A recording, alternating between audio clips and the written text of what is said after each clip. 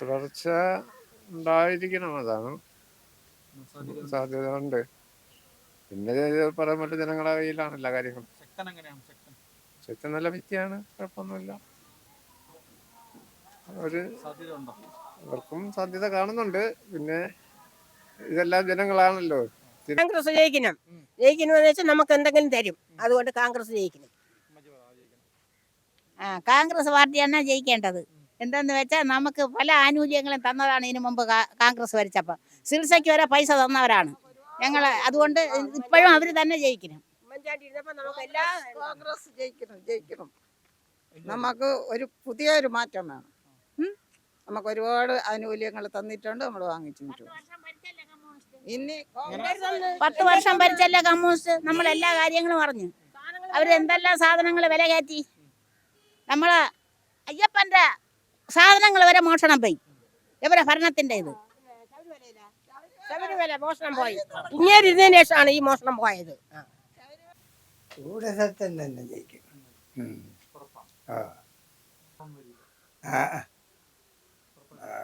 ഉറപ്പ് തന്നെ, അത് മാറ്റം വരണമല്ലോ. ചൂടുണ്ട്, അതിനു വേണ്ടി ഇറങ്ങി തിരിച്ചാലല്ലേ അറിയാൻ പറ്റുള്ളൂ. അതൊന്നും പറയാൻ പറ്റില്ല. ആൻസല്ല ഉറപ്പ്. ഇവിടെ UDF അധികാരത്തിൽ വരും. ഇവിടെ നമ്മളെ N ശക്തി സാറ് ജയിക്കാൻ 100% സാധ്യതയുണ്ട്. അദ്ദേഹത്തിൻ്റെ ആ രാഷ്ട്രീയ പാരമ്പര്യവും കഴിഞ്ഞ കാലങ്ങളിൽ മിനിസ്റ്ററായിട്ടും സ്പീക്കറായിട്ടും ഒക്കെ അദ്ദേഹം ഇരുന്ന സമയത്ത് അദ്ദേഹം നടത്തിയ വികസന പ്രവർത്തനങ്ങളും ആ തന്മയത്തോടെയുള്ള പെരുമാറ്റവും ആ ജനങ്ങളുടെ മനസ്സിലുണ്ട്. അത് സ്വാഭാവികമായിട്ട് ഇത്തവണ വോട്ടായി മാറ്റുമെന്നും അദ്ദേഹം ജയിക്കുമെന്നുള്ള വലിയ പ്രതീക്ഷ ഈ നാട്ടുകാർക്കുണ്ട്. വെള്ളമുണ്ട്. ഓട്ടം കുറവാ. കുഴപ്പമില്ല, അതിനൊന്നും പറയാൻ പറ്റില്ല. മുൻതൂക്കം നമുക്കറിയത്തില്ല. അങ്ങനെ ആരും പറയാനൊന്നുമില്ല.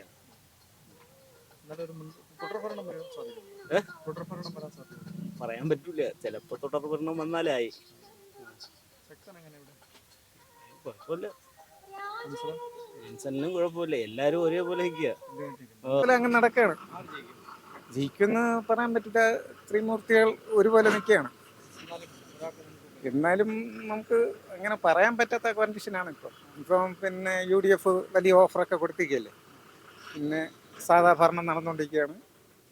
അത് സാധ്യത ഉണ്ടോ ഇല്ലെന്ന് അറിയത്തില്ല. അത് ഇവരുടെ ഓഫർ അനുസരിച്ച് എന്താണെന്ന് ജനങ്ങൾ തീരുമാനിക്കും. UDF അധികാരത്തിൽ വരും, ജയിക്കും. 85 സീറ്റിനകത്ത് കിട്ടും. 85-86 സീറ്റ് കിട്ടും. ഇലക്ഷനൊക്കെ ഒരു ഇത് അങ്ങനെ പോകുന്നു. അതൊന്നും പറയാൻ പറ്റില്ല. ഒന്നും പറയാൻ പറ്റില്ല.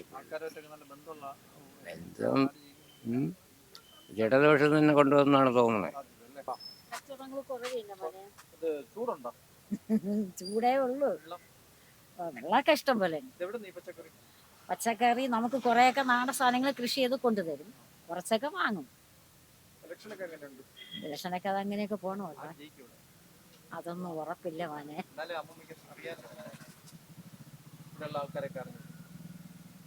പറയാൻ പറ്റൂല മക്കളെ. മുൻതൂക്കം ആരെ പറയാം മക്കളെ. ഭാഗ്യം പോലെയാണ്. എല്ലാം ദൈവത്തിന്റെ കരത്തിലിരിക്കുന്നു. ഓട്ടം കുറവാണ്. അന്തരീക്ഷം വളരെയധികം ചൂടുള്ള സമയമല്ലേ. ഇലക്ഷൻ ചൂടെന്ന് പറയാനായിട്ട് അത്ര വലിയതൊന്നുമില്ല. അങ്ങനെ ആരും അതിനോട് വലിയ താല്പര്യം കാണിക്കാറില്ല. അങ്ങനെ പറയാനുള്ള ഒരു സമയം ആയില്ല. അതന്നെ മുൻതൂക്കം പറയാനായിട്ട് ആർക്കും ഇതുവരെ ഒരു ഇതായില്ല. 3 പേരും ഒരേപോലെ നിൽക്കുക.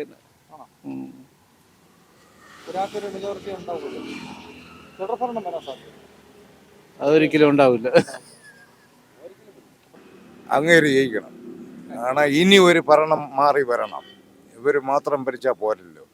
ഞങ്ങളൊക്കെ അനുഭവിച്ചു. കാരണം മെനങ്ങാന്ന് ഗ്യാസ് അടിക്കുമ്പോൾ 24 രൂപയാണ് കൂടിയത് ഒരു കിലോയ്ക്ക്. 54 രൂപ കിടന്നത് 78 രൂപ 40 പൈസ. ഇതൊക്കെ എന്തിനാണ്? ഈ ലോകത്തിന് നന്നാക്കാൻ വന്നവരാണ്, നശിപ്പിക്കാൻ വന്നവരാണ്, മനുഷ്യനെ കൊല്ലാൻ വന്നതാണോ? അതുകൊണ്ട് ഭരണം മാറി വരണം, അതേ പറയാനുള്ളൂ. ഭരണം മാറിയേ പറ്റും. ഇവിടെ ഇങ്ങനെ തുടർ ഭരണം കൊടുക്കാൻ പാടില്ല ഒരിക്കലും. കൊടുത്തു കഴിഞ്ഞാൽ അധോഗതിയാണ്. 10 വർഷം ഭരിച്ചില്ലേ പോരെ, ഒക്കെ മാക്സിമം കട്ട് മുടിച്ചില്ലേ. ഇനി എന്തിനുണ്ട്? ഇനി കേരളം വല്ല ഉണ്ട് അതിനകത്ത്? ഒന്നുമില്ല. കേരളത്തിന് മൊത്തം മുടിച്ചു കഴിഞ്ഞു. വല്ല ഉണ്ടാ? സർവ്വം മുടിച്ചു കഴിഞ്ഞില്ലേ?